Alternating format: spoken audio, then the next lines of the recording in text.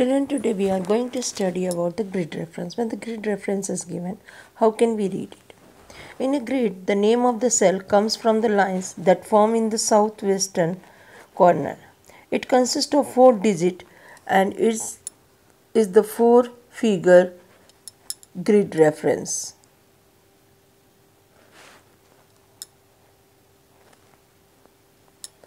Of all the features shown within the cell.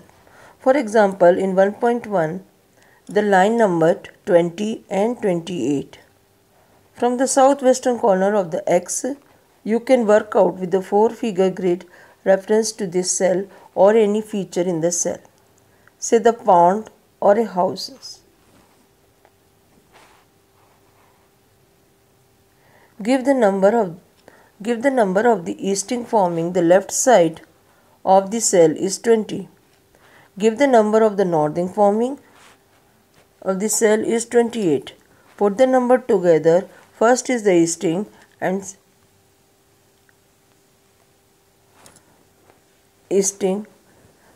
and you will get the grid reference, that is 20, 28. Then landforms on your topographic maps.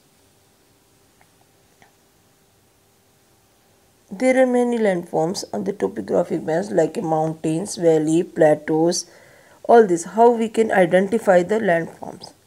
The height of the land above the sea level at different places can be shown in the map.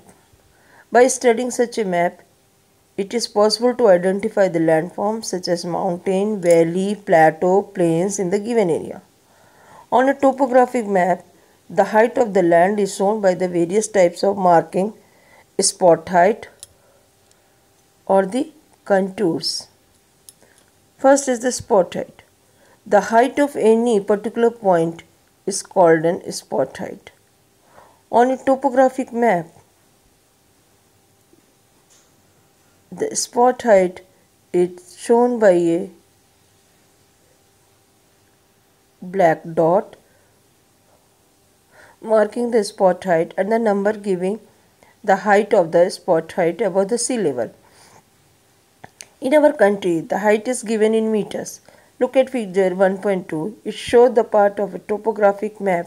Can you see a spot height marking in the grid square 23 and 27? So first in the eastern side you will see 23, then 27. You will get the black spot height. Contours. What is a contour? A contour is an imaginary line joining the places which have the same height above the sea level. On a map, the contours are marked 800 joins the places which are 800 meters above the sea level. Contours are drawn at a certain interval of the height above the sea level. They never intersect.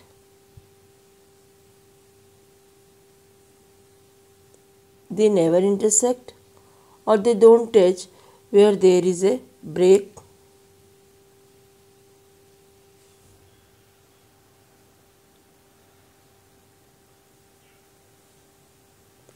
This is a topographic map with the conventional symbols. In a slope, for example, there is a waterfall or a cliff. The interval chosen is called contour interval. It depends on the scale of the map and the slope of the area. For example, the contour interval used to survey of India is 20 meters for the maps of 1:5000 scale and the 10 meters map this. Look at the figure 1.2. The brown lines are called the contours. That means